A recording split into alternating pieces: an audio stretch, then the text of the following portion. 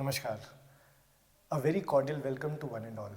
जोगटा academy के YouTube channel पे आप सभी का बहुत बहुत स्वागत। तो हम अपनी क्वेस्ट सीरीज़ को कंटिन्यू करते हुए आज आपके लिए लेके आए हैं इकोनॉमिक्स की एक वीडियो, जिसमें हम एक बहुत ही इंपॉर्टेंट टॉपिक को कवर करने जा रहे हैं, जिस टॉपिक का नाम है एक्सटर्नल सेक्टर। तो before getting started, I have a very important announcement to make that we are commencing our exclusive allied batch from 15th May 2023। तो आप इस बैच में एनरोल होके अपनी तैयारी को, अपनी प्रिपरेशन को एक सही और नई दिशा में लेके जा सकते हैं। तो you can scan this code and inquire more about this exclusive batch for the allied services. So let's get started with our first question. First question reads, the balance of payments of a country is a systematic record. देखिए, हमसे यहाँ पे balance of payment के बारे में पूछा गया है। Whenever we are dealing with the external sector, जब भी हम external sector के बारे में जानते हैं, तो balance of payment becomes a very relevant topic. Balance of payment. देखिए, सो आइए इसको समझने की कोशिश करते हैं। Let us say this is India, right? India में देयर इज अ पॉसिबिलिटी कि इंडिया में ट्रांजैक्शंस होती है बाहर से। कोई भी फॉरेन एंटिटी में कोई फॉरेन पर्सन हो सकता है, foreign government can be there, और it can be any foreign firm, और it can be any foreign company. तो बाहर से, फॉरेन कंट्री से इंडिया में कोई भी तरीके की ट्रांजैक्शन हो सकती है। फॉर एग्जाम्पल, हो सकता है India is exporting something, India कुछ एक्सपोर्ट कर रहा है, तो जो उसकी पेमेंट इंडिया में आएगी वो भी इंडिया में इनफ्लो होगी, वो भी इंडिया में आएगी। इसके अलावा कोई लोन्स हो सकते हैं, कोई बोरोविंग्स हो सकती है जो गवर्नमेंट ऑफ इंडिया करे, वो भी इनफ्लो होगी, इंडिया में अंदर आएगी वो पेमेंट्स भी। ये सारी पेमेंट्स, ये सारी ट्रांजैक्शंस कहलाती है credit transactions. They are known as the credit transactions of a country. These are known as the credit transaction. ऐसी transactions जो अंदर आ रही है इंडिया में। अब secondly, let us say there is any foreign country. इस foreign country में India is sending some kind of money. Same हो सकता है this country, let us assume, is Russia. And we have imported something. हमने Russia से कुछ import किया है, कुछ मंगवाया है, तो हम जो उसकी पेमेंट करेंगे इंडिया से, वो आउटफ्लो होगी इंडिया से। Outflow, it is flowing out of India. और वैसे ही हो सकता है, हम जैसे यहाँ पे था, कोई लोन है, कोई डिसबर्समेंट है जो हम कर सकते हैं इंडिया से बाहर की तरफ, तो हम इस ट्रांजेक्शन को बोलेंगे, it will be known as the debit transaction. This will be known as the debit transaction.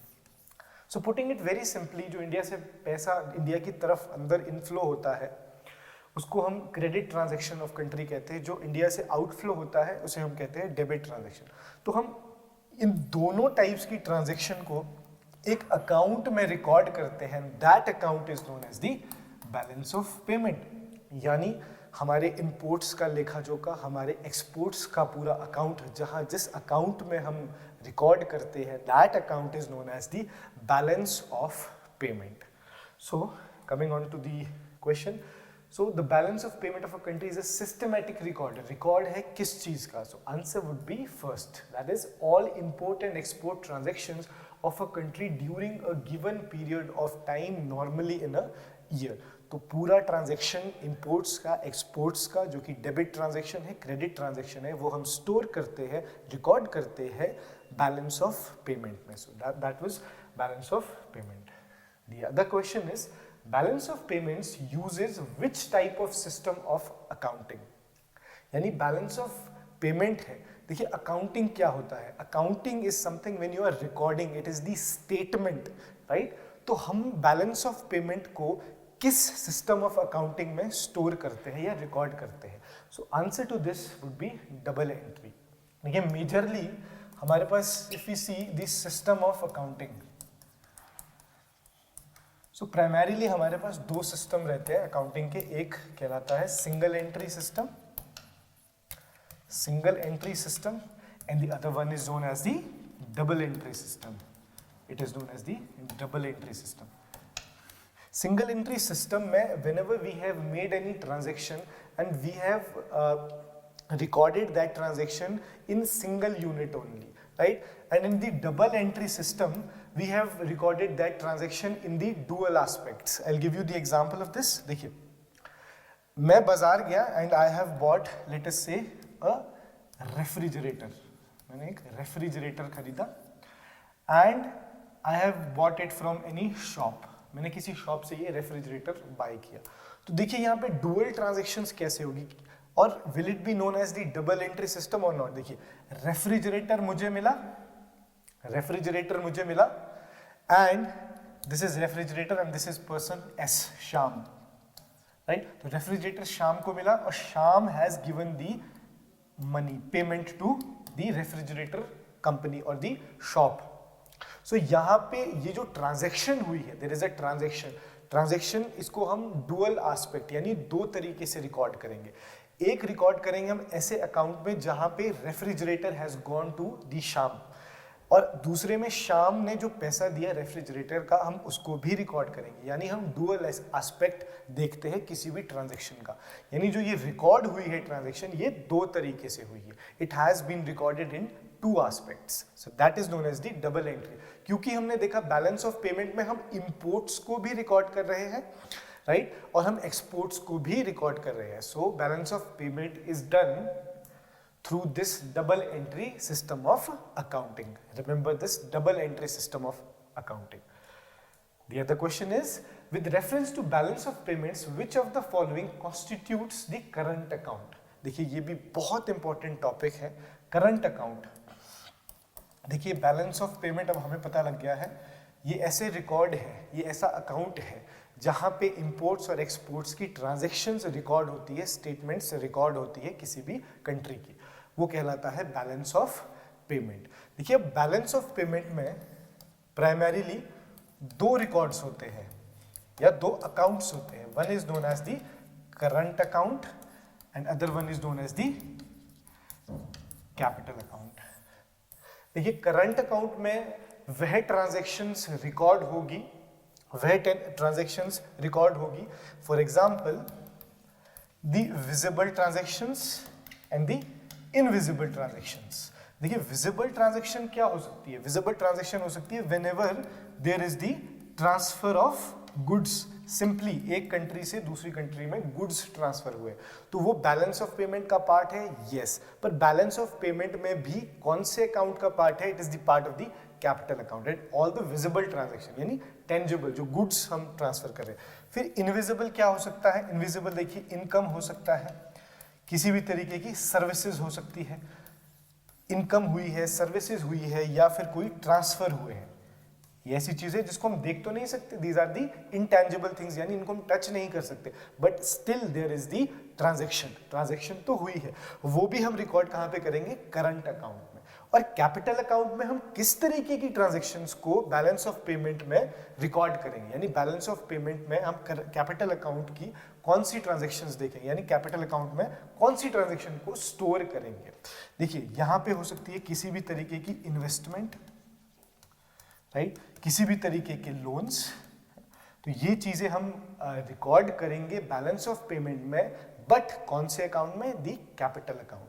So current account will record the visible transaction, that is the transfer of the goods, and the invisible transaction जिसमें income हो सकती है, services की जो transaction होती है वो हो सकती है, और ट्रांसफर्स हो सकते हैं, किसी और तरीके के ट्रांसफर्स. और कैपिटल अकाउंट में हम वो ट्रांजैक्शंस रिकॉर्ड करेंगे जो that is basically the capital creation, that can be investment. किसी भी तरीके की इन्वेस्टमेंट अगर हुई है, there can be the investment from any country to the other country. वो इन्वेस्टमेंट का जो रिकॉर्ड होगा, देखिए, इन्वेस्टमेंट हो सकता है किसी प्रोजेक्ट में है, इन्वेस्टमेंट हो सकता है किसी शेयर में है, इन्वेस्टमेंट हो सकता है किसी कंपनी में इन्वेस्ट किया है फॉरेन एंटिटी ने, तो वो सारा हम स्टोर करेंगे कैपिटल अकाउंट में. देखिए, now coming on to our question, with reference to balance of payment, which of the following constitutes the current account? हमसे खाली current account के बारे में पूछा गया, तो मैंने आपको बता दिया है current account में there is something like visible and something like invisible. So there will be a balance of trade, yes, जो transfer हो रही है. One, foreign assets, no.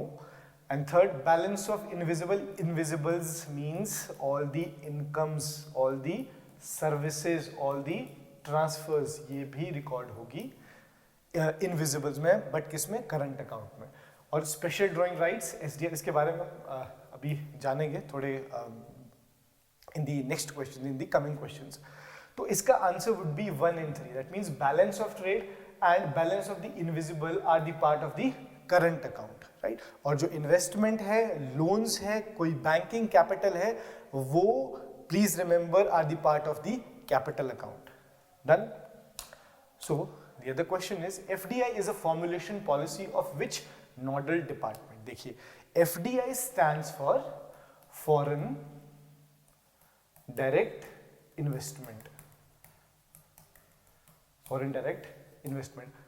In the coming questions हम इसको elaborate करेंगे, but as of now FDI हमसे पूछा गया है simply, FDI is the formulation policy of which nodal department. यानी किसी भी देश में अगर इन्वेस्टमेंट हो रही है फॉरेन कंट्री से, फॉरेन कंपनी से, फॉरेन फर्म से, फॉरेन पर्सन से, तो वो पूरी जो पॉलिसीज बनती है, पॉलिसीज कौन ओवरसी करता है, कौन रेगुलेट करता है इंडिया में?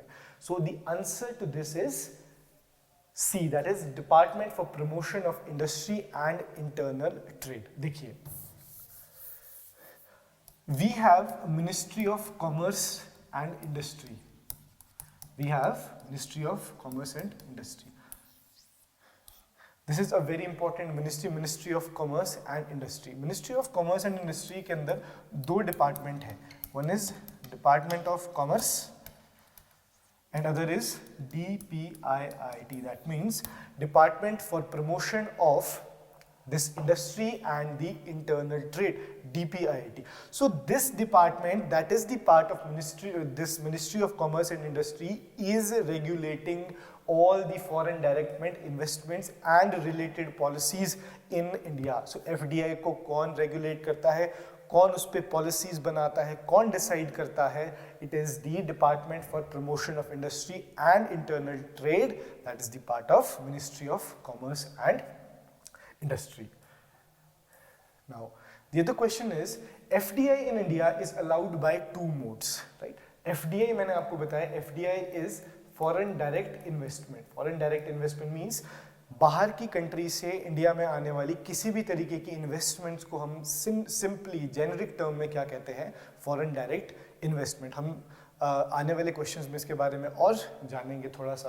तो FDIs जब होती है, यानी किसी भी तरीके की इन्वेस्टमेंट बाहर की कंट्री से इंडिया में होती है, so that is basically done on two routes. यानी दो तरीके होते हैं. देखिए, understand this carefully. We are discussing about the FDI routes. हम FDI के रूट्स के बारे में जान रहे हैं. देखिए, इसके तीन सेगमेंट्स है, तीन कंपोनेंट्स है. कुछ ऐसी इन्वेस्टमेंट जो बाहर से आएगी, that can be done through automatic route. That can be done through automatic route. Automatic route means ऐसी इन्वेस्टमेंट जो फॉरेन से इंडिया में होगी जहां पे the prior approval of the RBI or the central government is not mandatory or is not required.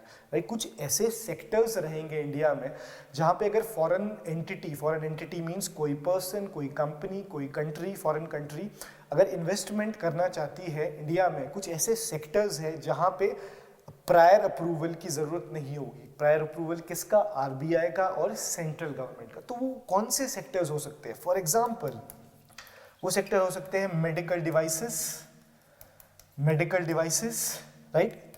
इसके अलावा we have thermal power, right. तो अगर कोई country is willing to invest in the medical devices और in the thermal power, तो वहां पे वो they does not require the prior approval of the RBI और the central government, right. And the second route we have is the government root.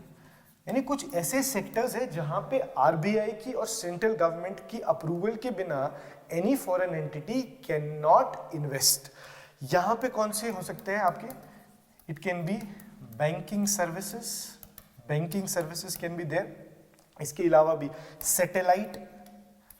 Satellite जिसकी establishment है, satellite के operations है, right? So these are the some sectors जहाँ पे government route is there. That means it requires, the investment requires the prior approval of the RBI and the central government.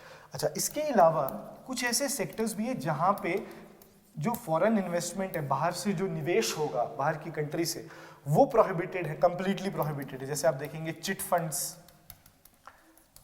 में किसी भी तरीके की इन्वेस्टमेंट इज बैंड. इसके अलावा you see there are Nidhi companies, वहाँ पे भी इन्वेस्टमेंट इज बैंड.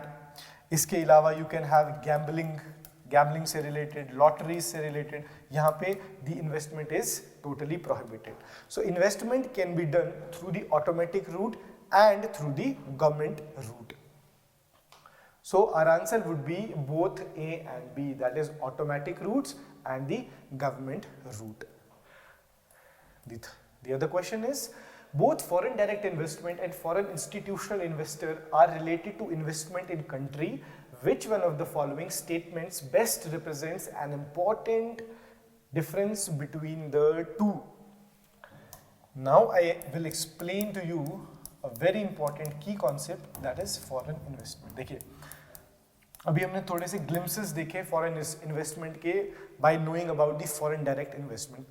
चलिए उसी को हम थोड़ा सा इलेबोरेट करते हैं.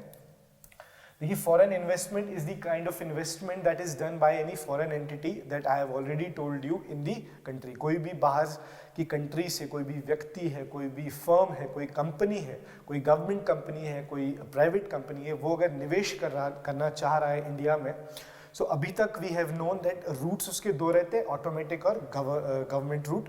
अब हम देखेंगे कितने टाइप्स की फॉरेन इन्वेस्टमेंट होती है. तो one type of foreign investment is this, that is foreign direct investment. It is foreign direct investment, जिसको हम सिंपली कहते हैं FDI, and other is known as foreign portfolio investment. Foreign portfolio investment, foreign portfolio investment, जिसको हम कहेंगे FPI and this is FDI. देखिए, foreign direct investment होता है जहां पे सिंपली कोई foreign entity want to invest in any particular sector. ठीक है जी, let us take the example. India based कोई कंपनी है C, और कोई फॉरेन कंपनी है वो इन्वेस्ट करना चाहती है C में, जो कंपनी है इंडियन कंपनी. तो ये यहाँ पे what exactly is expected by the foreign entity, the foreign company, वो ये एक्सपेक्ट कर रहे हैं कि by investing in the Indian company C, we will get some rights of the management of this country, this company. यानी हमें manage करने के कुछ राइट्स मिल जाएंगे. तो ये यहाँ पे this is the prime focus of any foreign company. So foreign direct investment का मतलब होता है कोई डायरेक्ट कंपनी, कोई फॉरेन कंपनी, कोई फॉरेन व्यक्ति और कोई foreign country for that matter, if they wants to invest directly in any company and wants to obtain the rights, the management rights, that is known as the foreign direct investment. And foreign portfolio investment on the other hand is जहाँ पे there is a foreign company F and it wants to invest in India. यहाँ पे there was nothing like investment, वो सिर्फ यहाँ पे managements के rights को ऑब्टेन करने के लिए इन्वेस्टमेंट कर रही है. यहाँ पे what is required here is the capital, वो रियल कैपिटल इन्फ्यूज कर रही है. यानी कोई कंपनी है फॉरेन की F, वो इन्वेस्ट कर रही है इंडिया में म्यूचुअल फंड्स में, वो इन्वेस्ट कर रही है इंडिया में स्टॉक्स में, वो इन्वेस्ट कर रही है इंडिया के बॉन्ड्स में, वो इन्वेस्ट कर रही है किसी इंडिया की कंपनी में. दैट मीन्स वो रियल इन्वेस्टमेंट कहलाती है, रियल फॉरेन इन्वेस्टमेंट कहलाती है, जिसको हम कहते हैं फॉरेन पोर्टफोलियो इन्वेस्टमेंट. तो यहाँ पे what is at the heart of this FPI is the capital infusion. Capital infusion यानी FPI के थ्रू कैपिटल को इन्फ्यूज करती है बाहर की कोई फॉरेन कंपनी इंडिया में. यहाँ पे सिर्फ खाली they want to obtain the rights of the management. तो हम देखेंगे जो FDI है, it brings the skill, the technology, the innovation, but the foreign portfolio investment on the other hand, that is also known as the foreign institutional investment, FII. FPI को FII भी बोलता है. In fact, FII that is the foreign investment institution, that is the part of the FPI only, right? So the FPI brings the capital, real capital into any country, right? So what has been written here, देखिए हमसे difference पूछा गया है FDI में और FII में. FII, that is foreign institution investor, that is the part of the FPI only. ये foreign portfolio investment का ही पार्ट है. इसके बीच का प्राइम फंडामेंटल डिफरेंस क्या रहेगा? तो answer to this would be this. FII helps in increasing the capital availability, जो कि मैंने आपको बताया है कि FII brings the capital into the country. On the other hand, while FDI only targets the specific sector, FDI का जो target होता है, it is regarding the skill, the technology. यानी कोई कंट्री बाहर से, कोई भी कंपनी बाहर से, फॉरेन कंपनी टेक्नोलॉजी लेके आती है, इन्वेस्टमेंट इनोवेशन लेके आती है, मैनेजरियल स्किल्स लेके आती है, but the FII brings the capital. So answer would be this. FII brings the capital and FDI brings the skills, technology and innovation. So this is the difference between this. Now the other question is, consider the following statements about the foreign exchange reserve. देखिए बहुत important topic रहता है foreign exchange reserve जब भी हम external sector के बारे में जानते हैं. So foreign exchange reserve, first statement is, foreign exchange reserves refer to foreign assets held by the central bank of a country. One, foreign exchange reserve, that is forex of India, are kept and maintained by RBI. So what is the answer to this? It will be both 1 and C. यानी देखिए foreign exchange reserve एक ऐसा reserve है, एक ऐसा खजाना है जो मेंटेन करता है और जो अपने पास रखता है generally the central bank of any country, and for that matter in India it is the RBI, right? So RBI will maintain the foreign exchange reserve, will maintain the foreign exchange reserve. ये foreign exchange reserve exactly है क्या? ये RBI के पास एक ऐसा treasure है that is the cushion for the rupee volatility. ये हम इसको करंट से रिलेट करने की कोशिश करते हैं. अभी you must have heard in the news that the rupee is depreciating, है ना. रूपी की value in comparison to the dollar is becoming less. तो ये जो वॉलेटिलिटी चलती है इंटरनेशनल मार्केट में, इंटरनेशनल फाइनेंशियल मार्केट में, तो उससे बचने के लिए जो फॉरेन एक्सचेंज रिजर्व रहता है वो एक कुशन का काम करता है. यू सी, अभी आपने देखा होगा जो फॉरेन एक्सचेंज, देखिए अभी हम देखेंगे नेक्स्ट क्वेश्चन में कि फॉरेन एक्सचेंज रिजर्व में क्या क्या इंक्लूड होता है, बट अभी आपको इतना जानना जरूरी है कि फॉरेन एक्सचेंज रिजर्व में it is a very important part when it comes to the volatility, when it comes to the devaluation or the depreciation of the rupee, right? तो ये फॉरेन एक्सचेंज रिजर्व एक ऐसा खजाना होता है जिसकी help से, ऐसा रिजर्व होता है, ऐसा स्टॉक पाइल्ड मनी होता है, ऐसे एसेट्स होते हैं, that is very important for this rupee volatility, right? So the answer would be both 1 and 2. तो इंडिया में फॉरेक्स को मेंटेन करने का काम, होल्ड करने का काम आरबीआई का है. The other question is, which one of the following groups is included in the Indian foreign exchange reserve? देखिए ये बहुत ही इंपॉर्टेंट क्वेश्चन रहता है, इंडियन फॉरेन एक्सचेंज रिजर्व में क्या क्या इंक्लूड होता है. देखिए, as I have told you, foreign exchange reserve is the reserve that is maintained and held by the Reserve Bank of India, and it includes 4 things. Do remember this: foreign currency asset, this is the first thing, foreign currency assets. Second is the gold. Third is the special drawing rights. Special drawing rights, ये rights कौन issue करता है? IMF. और इसके अलावा there is one more thing, that is the reserve tranche position, यानी आपका जो शेयर होल्डिंग है कहाँ पे? IMF में, that is RTP. तो बेसिकली ये 4 चीज़ें आपकी फॉरेन एक्सचेंज रिजर्व में रहती है. अभी देखिए जैसे ही रुपी डेप्रिशिएट होने लग गया because of the many external factors and the internal factors, the RBI started selling the dollars. That means वो जो डॉलर्स उन्होंने होल्ड किए हुए थे फॉरेक्स में, वो आरबीआई ने बेचना शुरू कर दिया, सो दैट वो एक जो ये फॉरेन एक्सचेंज रिजर्व्स है इसीलिए मैं कह रहा हूं कि ये कुशन प्रोवाइड करते हैं against the rupee volatility. So this is about these 4 things are included in the foreign exchange reserve.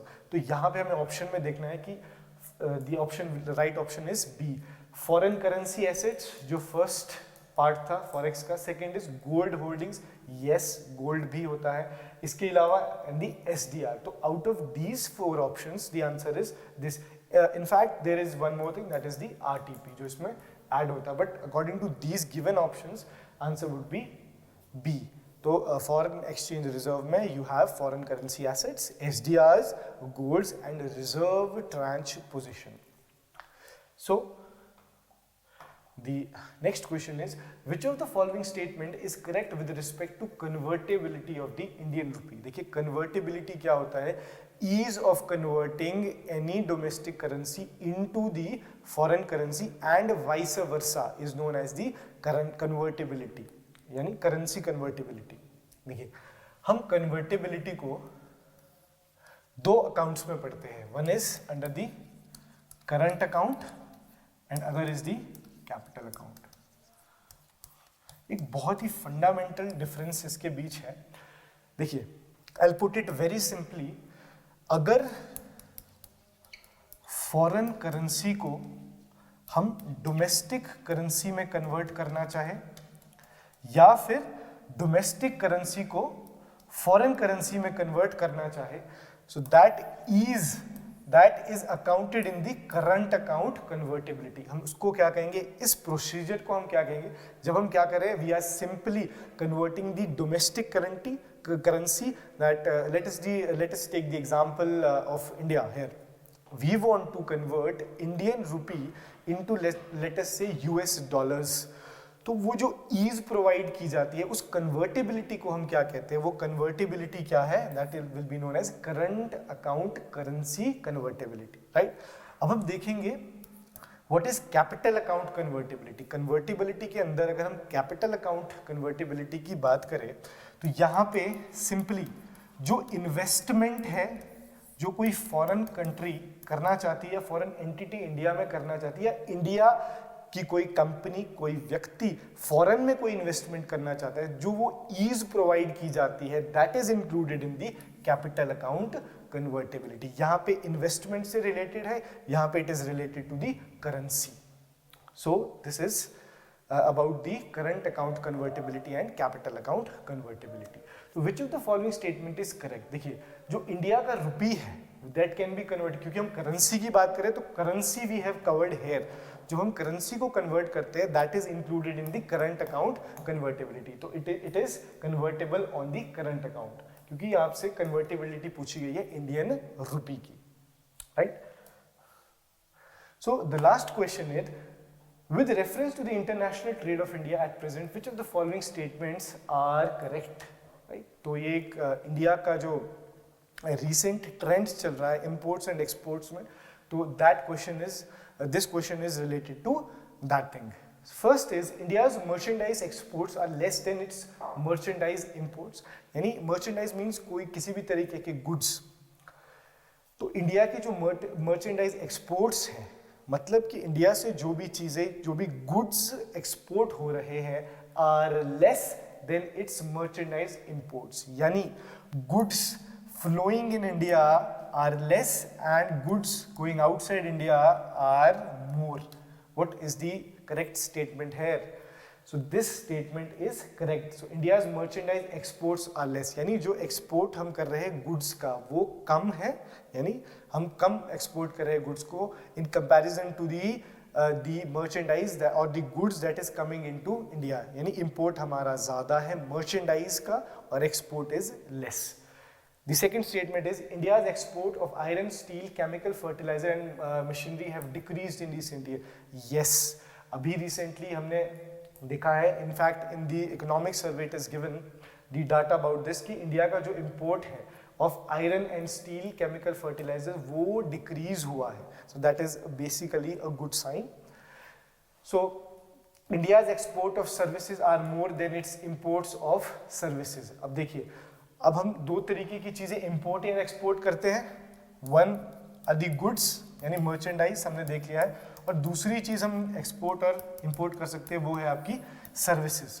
तो हम in comparison to the goods the services has been exported more in India in comparison to the imported services. यानी देखिए it is very simple, जब हम goods की बात करते तो गुड्स हम इंपोर्ट ज़्यादा करते हैं और एक्सपोर्ट कम करते हैं, बट हम सर्विसेज की अगर बात करें, देखिए शिपिंग सर्विसेज हो सकती है, बैंकिंग सर्विसेज हो सकती है, personal services, personal banking services हो सकती है, किसी भी तरीके की जो सर्विसेज हैं हम जो प्रोवाइड करते हैं वो ज़्यादा है। यानी एक्सपोर्ट हम सर्विसेज ज़्यादा करते हैं और इंपोर्ट हम सर्विसेज कम करते हैं। So they are opposite to each other. So this is the India's export of services are more than its import. This is again correct. And India suffers from an overall trade current deficit. देखिए current deficit कहलाता है जब हमारे imports are more than the exports. That situation is basically known as the current account deficit. तो current account deficit हमारा है obviously, that means हमारे इंपोर्ट्स ज़्यादा है in comparison to the export, right? So this the answer is 1, 3 and 4 to this. So that concludes our video of the external sector. I hope this series is helping you, and do comment, share and subscribe to our YouTube channel. Thank you so much. Dhanyavad.